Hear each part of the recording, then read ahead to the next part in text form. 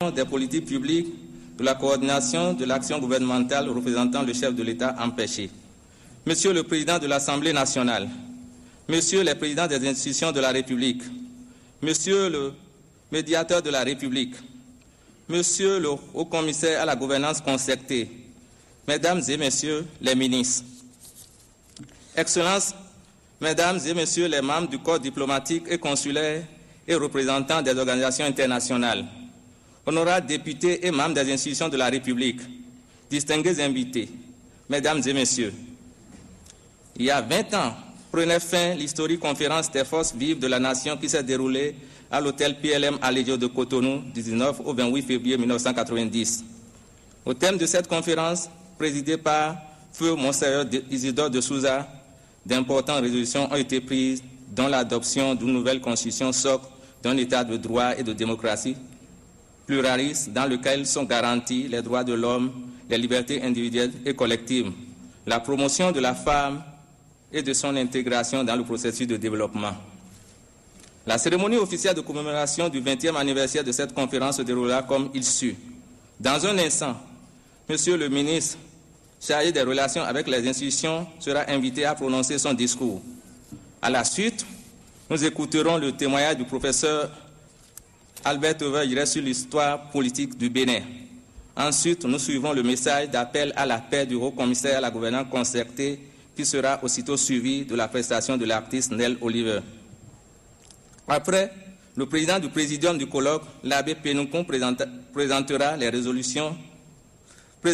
résultats du colloque suivi de la lecture des recommandations par le ministre Ousmane Batoko et de l'appel à la moralisation de la vie publique par M. Raphaël Koudjou. Nous observerons une pause culturelle animée par l'artiste Vivi International. Enfin, le ministre d'État représentant le chef de l'État prononcera le discours de clôture du colloque. À présent, je voudrais inviter M. le ministre chargé des relations avec les institutions à bien vouloir prendre la parole pour son allocution.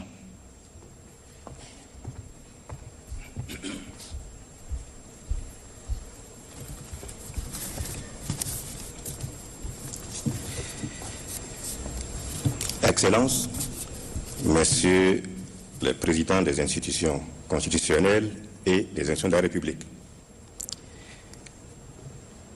Monsieur le ministre d'État, Mesdames et Messieurs les membres du gouvernement, Mesdames et Messieurs les députés à l'Assemblée nationale, Mesdames et Messieurs les membres du corps diplomatique et consulaire, Mesdames et Messieurs les représentants des organisations de la société civile, Mesdames et Messieurs les membres du comité préparatoire, honorables invités, Mesdames et Messieurs, soyez rassurés, le colloque que le Conseil des ministres, sous l'autorité du président de la République, chef de l'État, chef du gouvernement, a instruit mon collègue des affaires étrangères et moi d'organiser à l'occasion du 20e anniversaire de la conférence nationale des forces vives de février 90 s'est ouvert ici au Palais des Congrès le vendredi 26 février 2010 et a tenu toutes ses promesses.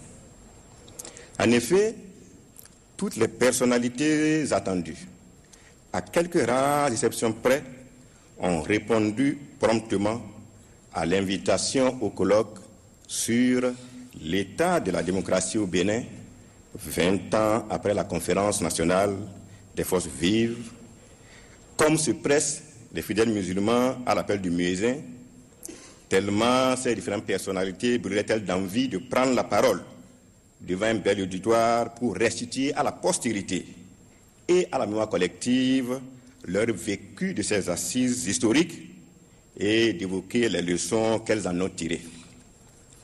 Malgré le poids de l'âge et leurs multiples occupations, elles sont venues, puis sont restées jusqu'à la fin des travaux tard la nuit dernière. Elles se sont exprimées du fond du cœur avec la plus grande sincérité et conviction. Je dirais simplement, Mesdames et Messieurs, qu'elles ont dit la vérité et rien que la vérité. 20 ans après, les langues se sont déliées. Des confessions douloureuses et difficiles ont été étalées au colloque. Faisons pour cela un banc pour saluer leur courage, leur sincérité et leur sens du devoir politique.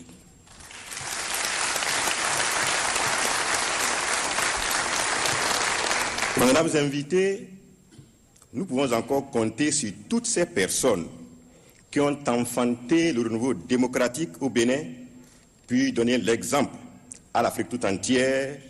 Nous pouvons encore compter sur elles, disais-je, pour nous tenir la main dans l'œuvre de construction d'une nation béninoise démocratique qui reflète les aspirations de la Constitution du 11 décembre 1990. Merci à Maître Robert Dossou, actuel président de la Cour constitutionnelle du Bénin. Merci au professeur Maurice Ahanzo Glélé, ancien président de la Haute Cour de justice, et j'en oublie d'autres volontiers.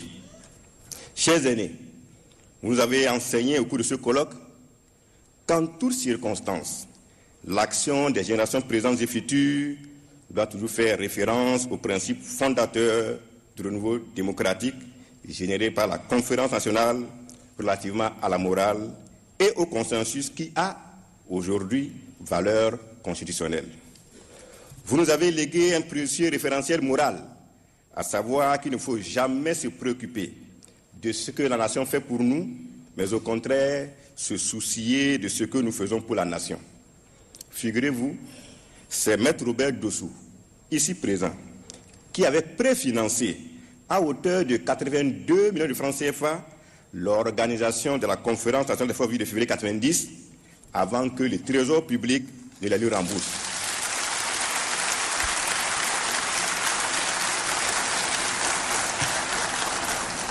La jeunesse béninoise, j'en suis convaincu, cher maître, va s'approprier ce sens élevé du patriotisme dont vous avez fait si éloquemment preuve.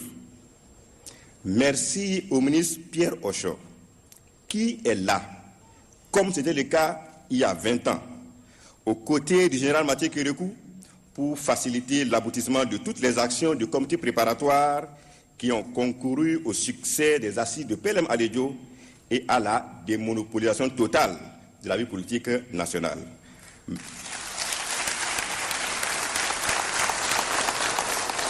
Monsieur le ministre d'État Pierre Ocho, vous avez donné là la preuve qu'avec la courtoisie et le doigté nécessaire, on peut bénéficier de l'écoute du chef, même en période révolutionnaire où toute idée contraire à la ligne juste tracée par le parti unique était considérée comme une manœuvre réactionnaire et matée comme telle. Ce ne sont pas, messieurs les ministres Ousmane Batoko et Ali Houdou, qui en avaient fait l'amère expérience qui me démentirait. Merci infiniment. Mesdames et messieurs, tous ceux qui sont succédés au président du colloque pour présenter une communication ou exprimer un point de vue ont reconnu que notre pays a su vaincre la fatalité à un moment où le peuple avait perdu l'espoir que, malheureusement, le renouveau démocratique est venu raviver. Car un peuple qui perd l'espoir est un peuple perdu. Mais qu'avons-nous fait 20 ans, en 20 ans de pratique démocratique et de gestion du régime politique?